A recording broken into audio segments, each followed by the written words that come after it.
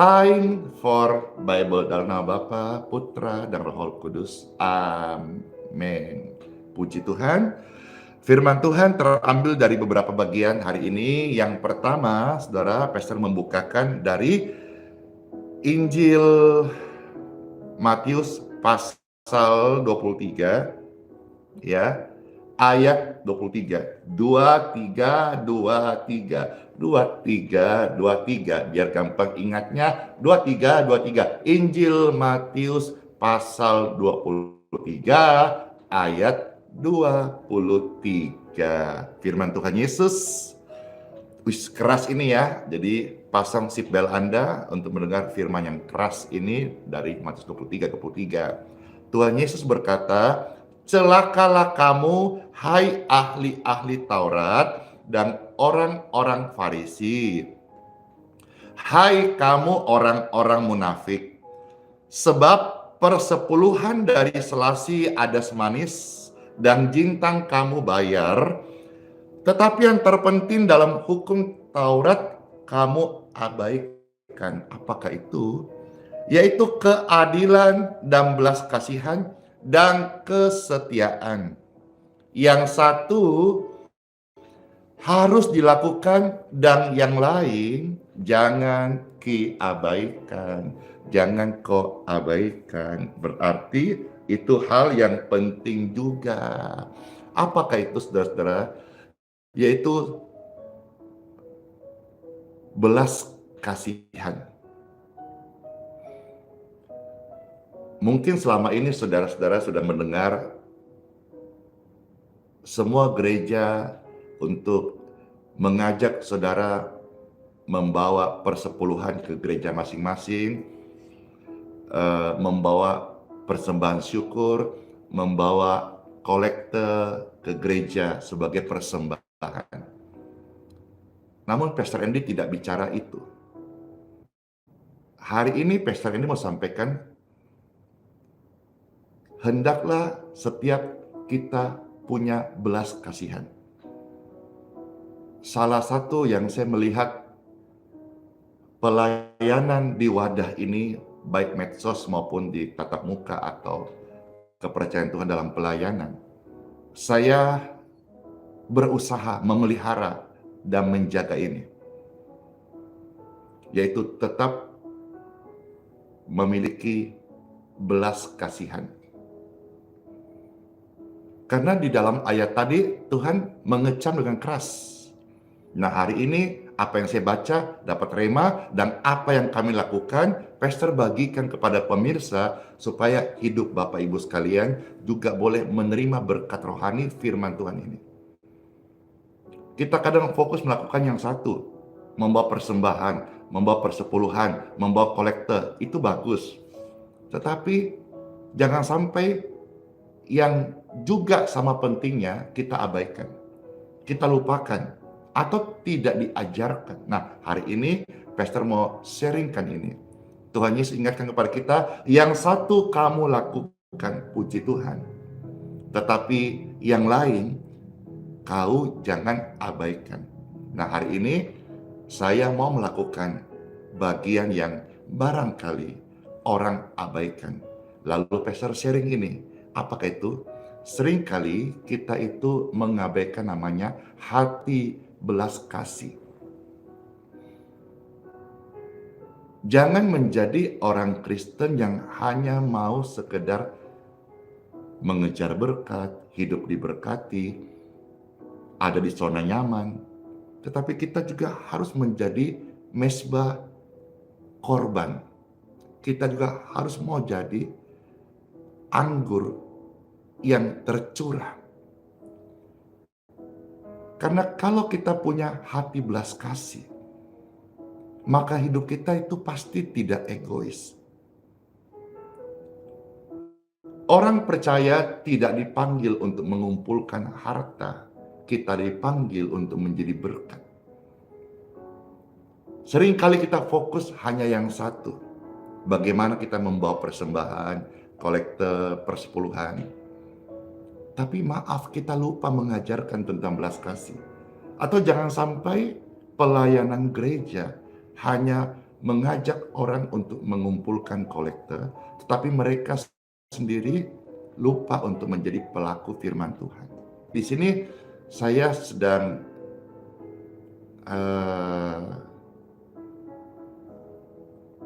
merangsang pemirsa sekalian untuk, wah, saya anak Tuhan, saya harus punya belas kasihan.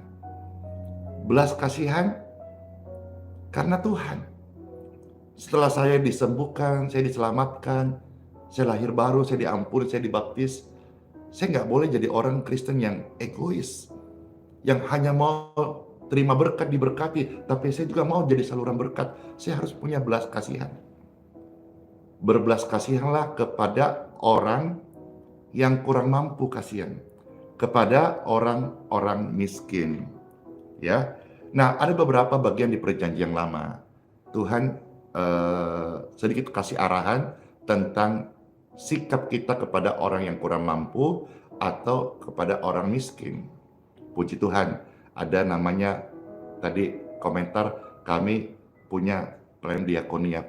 Puji Tuhan, biar dikembangkan, biar itu dijalankan, bukan hanya sekedar sistem atau sebuah program, tapi dihidupin.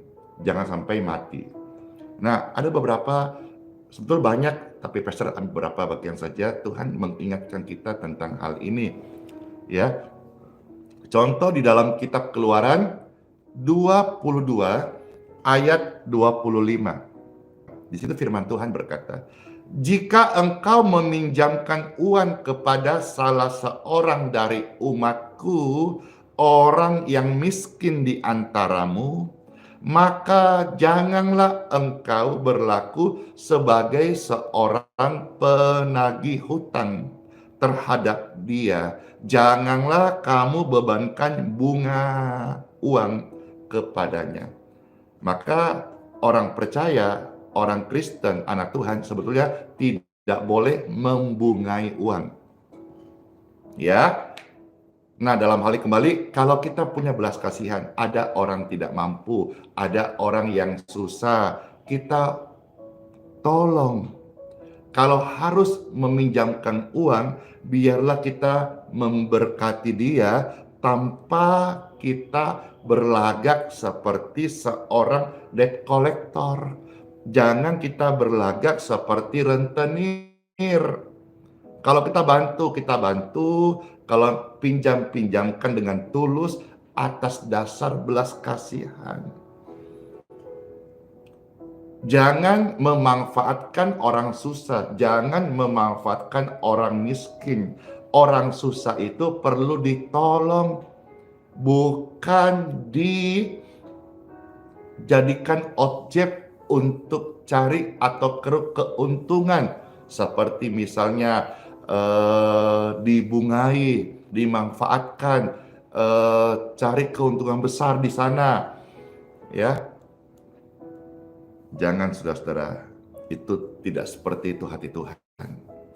Nah, kita lihat lagi Imamat 25 ayat 35. Firman Tuhan, apabila saudaramu jatuh miskin sehingga tidak sanggup bertahan di antaramu, maka engkau harus menyokong dia sebagai orang asing dan pendatang, supaya ia dapat hidup di antaramu. Jadi kalau ada saudara kita, keluarga kita yang lagi susah, kita mari saling menyokong, saling mendukung. Pastor Andy, sejak mama papaku sudah meninggal dunia, ya, saya hitung saudara kami berapa orang, dan AI, Angku, sisa 2 keluarga. Lalu kami saudara 4 orang. Jadi tersisa hari ini sisa 6 keluarga. Dari keturunan orang tua kami. Dan ini juga menjadi sebuah pemikiran dan saya mengambil bagian ikut bertanggung jawab untuk menyokong kami 6 keluarga ini. Dalam arti, ya tinggal kami 6 keluarga. Kalau bukan kita yang saling menyokong, saling lihat, saling peduli, siapa lagi kasihan. Itu secara family. Tapi secara kebersamaan juga, kita setiap hari diberkati Tuhan, amin. Namun kadang kita setiap hari dipertemukan orang-orang yang dimana kita punya kesempatan membantu. Ini semua kenapa? Karena Tuhan sudah membuka mata kita semua bahwa firman Tuhan ini hidup, Bapak Ibu sekalian. Firman Tuhan ini hidup. Bukan hanya sekedar motivasi atau cerita-cerita yang membuat kita ini bangkit semangat. Firman ini hidup, Bapak Ibu sekalian. Yang satu kamu lakukan, puji Tuhan. Kamu sudah taat firman Tuhan. Kamu sudah percaya Tuhan Yesus. Kamu rajin baca Alkitab, puji Tuhan. Kamu sudah rajin kasih persepuluhanmu di gereja masing-masing. Itu puji Tuhan, bagus. Puji Tuhan, bagus. Tapi yang satu lagi kau jangan abaikan, yaitu belas kasihan. Di dalam kitab Maliaki dan beberapa kitab juga dijelaskan sedikit, ada namanya persembahan persepuluhan, ada persembahan khusus. Persembahan khusus itu diperuntukkan bagi mereka yang kurang mampu. Satu kebahagiaan kalau orang-orang benar, orang-orang percaya bisa berkumpul dengan orang-orang kurang mampu, lalu bisa makan bersama. Kita seringkali, maaf, mungkin ada sekelompok orang yang berpikir yang sama, lebih suka makan dengan petinggi-petinggi, bos-bos. Tetapi saya pribadi lebih suka makan di pinggir jalan dengan orang-orang biasa, apalagi sambil angkat kaki, di warteg nih ya. Bukan berarti saya tidak menghargai orang-orang sukses petinggi-petinggi, tetapi habit saya suka makan di tempat yang sederhana. Disuruh pilih makan di bintang 5 atau di kaki 5, saya mau cari kaki 5, tapi harganya lebih murah, tapi yang rasanya bintang 5.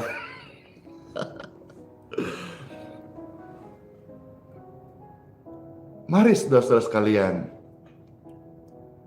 jadi perhatikan hal ini, ya, perhatikan hal ini. Perhatikan hal ini. Apakah hatimu sudah punya belas kasihan? Berikanku hati yang penuh belas kasihan. Kita lihat orang susah, kita tidak kesel, tapi kita berbelas kasihan.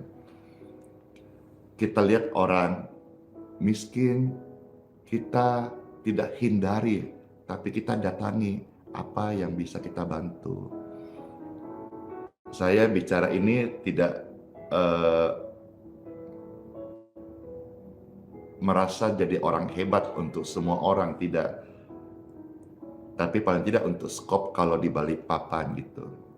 Karena kadang-kadang ada yang minta bantu ke saya dari luar Balikpapan.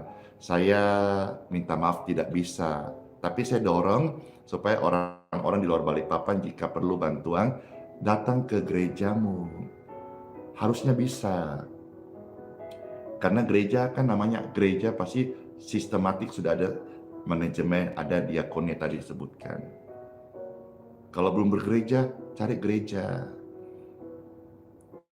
Ya. Baik, sekarang kita maju lagi beberapa ayat. Kitab Amsal pasal 14 ayat 31. Di sini firman Tuhan berkata kepada kita semuanya, siapa menindas orang yang lemah, menghina penciptanya. Nah loh, siapa di antara saudara-saudara, nggak usah angkat tangan. Nyadar aja yang suka menindas orang lemah. Mungkin tidak menindas secara fisik, tetapi meremehkan, merendahkan, tidak boleh. Karena kalau meremehkan, merendahkan mungkin tidak menyerang fisik, tetapi hatimu itu meremehkan orang lain. Itu hati congkak, hati sombong, hendaklah tidak terpelihara dalam hidup orang percaya. Kita harus buang itu. Tidak boleh ada hati sombong dalam hidup hati orang percaya. Orang yang sehat, hatinya itu bersih. Tapi orang yang hatinya kotor, biasanya sakit-sakitan. Ya, Amsal 14:31 berkata, siapa menindas orang lemah, menghina penciptanya. Jadi kalau saudara, Bapak Ibu sekalian, namanya manusia, tidak boleh merendahkan manusia yang lain.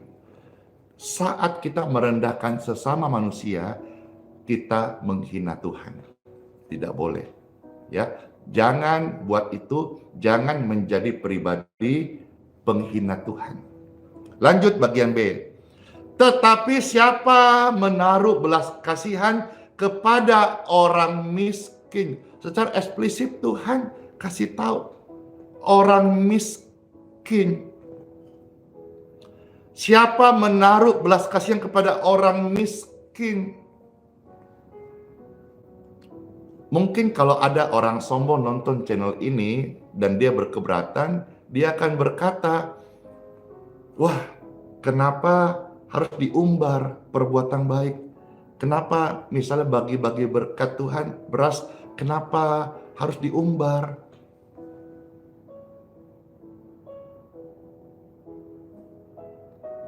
Karena saya pernah membaca Alkitab, Tuhan kasih tahu saya, hendaklah kebaikan hatimu diketahui semua orang. Itu Filipi pasal 4. Tuhan sudah dekat. Hendaklah kebaikan hatimu diketahui semua orang.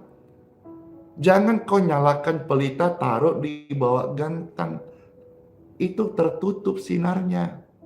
Berangkat dari hati tulus dan belas kasihan, bukan pansos dan bukan erni, alias singkatan bahasa Makassar, erokinikana, tidak. Berangkat dari hati mau memuliakan Tuhan, menjadi pelaku firman Tuhan, bersaksi. Maka saya rindu pelayanan ini menjadi motivasi bagi semua pelayanan, khususnya gereja-gereja Tuhan yang diberkati. Mari, ini saatnya di akhir zaman. Ada namanya pelayanan Yusuf, pelayanan yang memberkati, pelayanan yang membantu orang-orang susah. Dan firman Tuhan katakan, ketika kita membantu orang miskin, kita memuliakan Tuhan. Kita sudah sering kali berkata, Tuhan, aku mau memuliakan Engkau. Selama ini kita pakai mulut kita memuliakan Tuhan. Amin. Mari kita juga mau menjadi pribadi yang melakukan sebuah hal yang memuliakan Tuhan. Amin. Amin. Ya udah, satu ayat lagi. Ya. Injil Matius pasal 14 ayat 14. Ya udah, satu ayat lagi, ya. Kan habis ini pastor juga harus bersiap-siap untuk pimpin kebaktian. Nah, sekarang saudara bisa paham setelah pastor baca ayat ini. Matius 14 ayat 14. Firman Tuhan Yesus, ketika Tuhan Yesus mendarat, ya, dari berlayar, ia melihat orang banyak yang besar jumlahnya, maka tergeraklah hatinya oleh belas kasihan kepada mereka. Dan apa yang terjadi setelahnya? Tuhan Yesus menyembuhkan mereka yang sakit. Jadi Tuhan Yesus karena belas kasihan menyembuhkan orang sakit. Biarlah Tuhan pakai wadah di mana engkau dipercayakan, di gereja, di ministry, di kota-kota, di desa pedalaman, di mana bangsa-bangsa, wadah yang Tuhan percayakan, biarlah di situ ada belas kasihan. Sehingga lewat belas kasihan, Tuhan juga bisa menjadikan wadah itu saluran berkat, perpanjangan tangan Tuhan, dan juga menjadi wadah yang banyak memberkati kesembuhan orang-orang sakit. Ini yang bisa Pastor share hari ini. Pelayanan ini sederhana, tapi saya melihat wadah sederhana ini Tuhan berkati. Karena biarlah terus Tuhan bimbing kami terus menjaga belas kasihan, melayani dengan kasih. Dan ternyata Tuhan juga setelah belas kasihan melihat jiwa-jiwa orang-orang sakit disembuhkan. Jangan jadi orang Kristen egois. Selamat beribadah di gereja masing-masing. Selamat masuk hari yang baru. Sebentar juga Pastor akan praktekkan firman Tuhan, membagikan berkat-berkat Tuhan, berkat rohani, mendoakan orang-orang sakit, dan juga membagi beras bagi yang kurang mampu senilai 1 ton. Dan juga biarlah ini Tuhan yang disenangkan. Puji Tuhan, Pastor berdoa, pemirsa sekalian sudah menyaksikan pelayanan ini, mendengar firman Tuhan, damai sejahtera di hati Bapak Ibu masing-masing.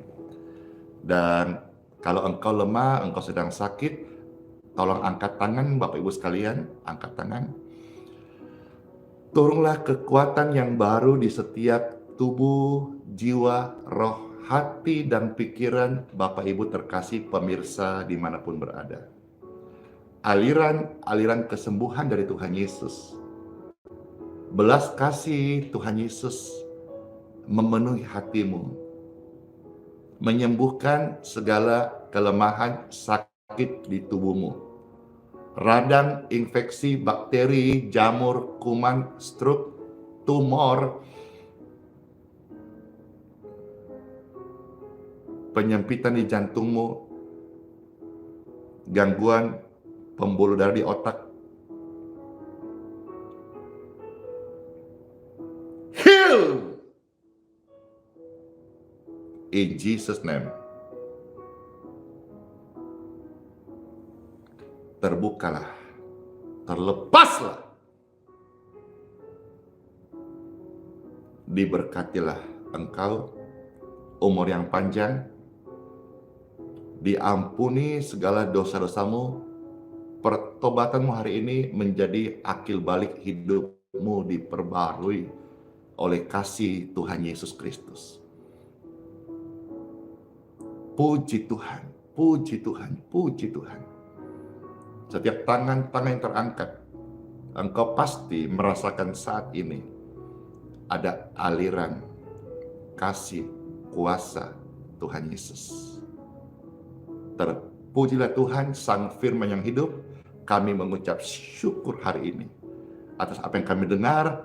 Firman-Mu menyentuh kami dan mengubahkan kami. Soli Deo Gloria. Terpujilah Tuhan di tempat yang maha tinggi, dalam nama Bapa, Putra, dan Roh Kudus. Amin. Semua kita yang sudah mengalami, menerima berkat-berkat Tuhan, sekarang katakan amin. Puji Tuhan, Tuhan Yesus memberkati.